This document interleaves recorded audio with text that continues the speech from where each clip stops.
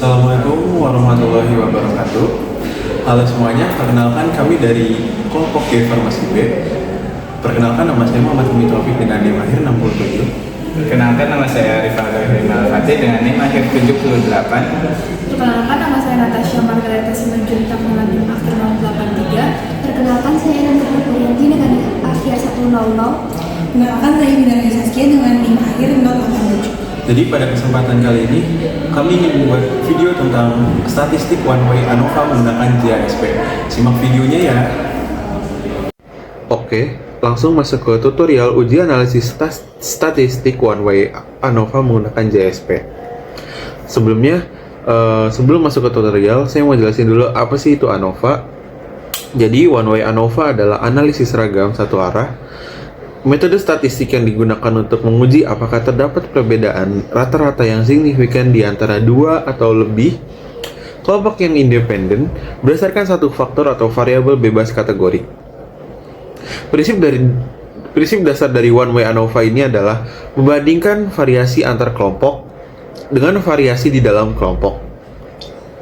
Jika variasi antar kelompok jauh lebih besar dibandingkan variasi dalam kelompok, maka dapat disimpulkan bahwa terdapat perbedaan rata-rata yang signifikan antara kelompok yang diuji. Uji ini itu menggunakan statistik R sebagai dasar pengambilan keputusan. Lalu, sampel data yang kami gunakan yaitu ada data hasil AUC atau area undercurve, volume, inflamasi kaki mencejatan, mus musculus. Di sini ada kelompok perlakuannya dari kontrol positif, kontrol negatif, dosis 1, dosis 2, dosis 3 selama 1, 2, 3, 4, 5 jam.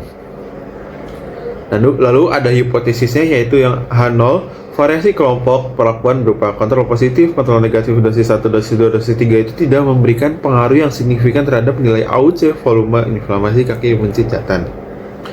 Yang kedua, HH1, variasi kelompok perlakuan kontrol positif, kontrol negatif dosis 1, dosis 2, dosis 3 itu memberikan pengaruh yang signifikan terhadap nilai AUC, volume, inflamasi kaki mencejatan. Di mana pemberian dosis ekstrak tertentu itu mampu menekan atau menurunkan volume inflamasi secara nyata. Oke, jadi selanjutnya akan dijelaskan oleh rekan saya. Kemudian lanjut ke tutorial JSP. Langkah pertama adalah membuka aplikasi JSP. Klik menu New Data untuk membuka lembar kerja baru. Penginputan data dapat dilakukan secara manual langsung di JSP maupun dengan mengimpor data dari Microsoft Excel. Pada video kali ini, kami menggunakan cara manual yaitu mengklik menu New Data kemudian mengisi tabel sesuai dengan data penelitian. Pada penelitian kali ini, kolom pertama diberi nama kelompok yang berisi kategori perlakuan, yaitu ada kontrol positif, kontrol negatif, dosis 1, dosis 2, dan dosis 3. Karena kolom ini berisi kategori, maka tipe datanya diubah menjadi nominal. Selanjutnya, kolom kedua diberi nama AUC yang berisi nilai area undercurve, volume inflamasi kaki mencet. Karena berupa data numerik, maka tipe datanya tetap menggunakan scale. Setelah seluruh data berhasil dimasukkan, kita dapat melanjutkan ke tahap analisis statistik berikutnya. Oke guys, setelah data sudah dimasukkan, kita akan menganalisis data ini dengan cara mengklik tombol analisis ini dan pilih yang bagian deskriptif dan pilih yang deskriptif statistik. Nah, awalnya tampilannya kayak gini.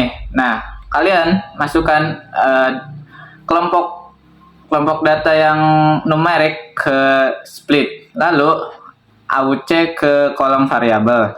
Nah, untuk mengecek normalitas pada data ini, kalian klik menu statistik dan pencet yang Shapiro Wilk. Nah, dan tunggu sebentar. Nah, di sini terlihat bahwa p-value dari semua kelompok data tersebut normal karena datanya lebih dari 0,05. Selanjutnya, kita akan melakukan uji homogenitas dan uji hipotesis.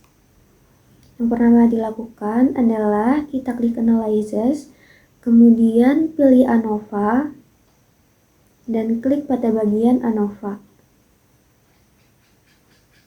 Setelah itu, kita pindahkan data kelompok ke fixed factor karena merupakan variabel bebas, dan data AUC ke dependent variable karena merupakan variabel terikat. Kemudian kita scroll ke bawah hingga menemukan assumption check. Kemudian checklist pada bagian homogeneity test. Nah, di situ dapat dilihat ya bahwa p-value-nya itu 0,146, yang mana itu lebih besar dari 0,05, sehingga dapat disimpulkan bahwa varians antar kelompok bersifat homogen.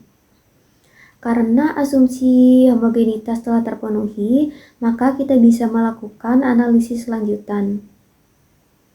Jadi, selanjutnya kita akan melihat hasil one-way ANOVA-nya.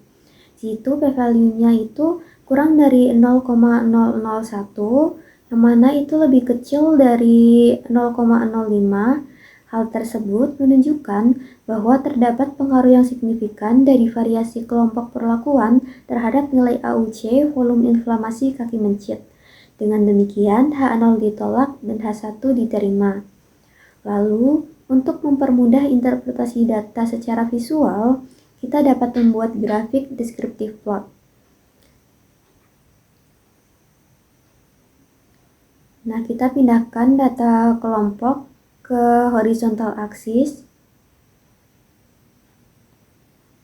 lalu akan dihasilkan grafik sebagai berikut.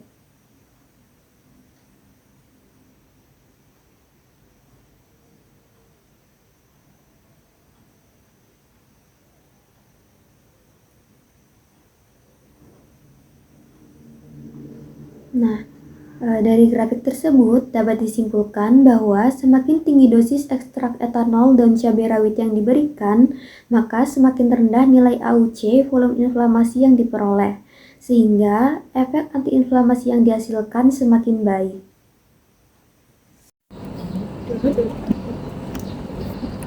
Nah, selanjutnya, karena hasil one-way ANOVA itu menunjukkan adanya perbedaan yang signifikan, maka perlu dilakukan uji analisis lanjutan atau post hoc test, yang dimana kita itu mengetahui kelompok yang mana yang berbeda secara signifikan.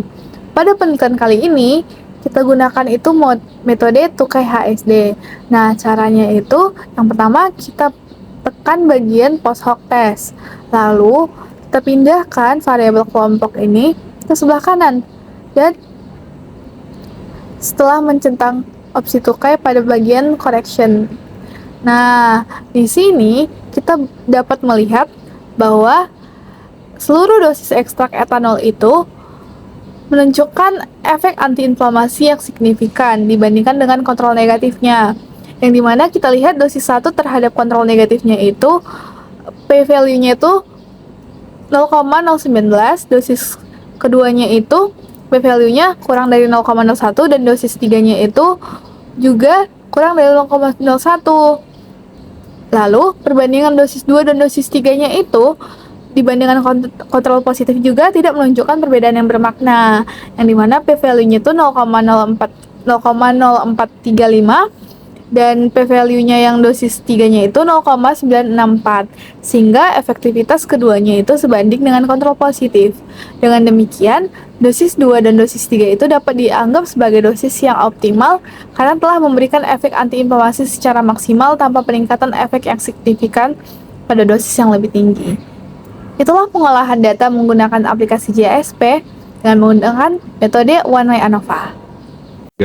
Sekian video tutorial dari kami. Terima kasih atas perhatiannya. Semoga bermanfaat. Wassalamualaikum warahmatullahi wabarakatuh.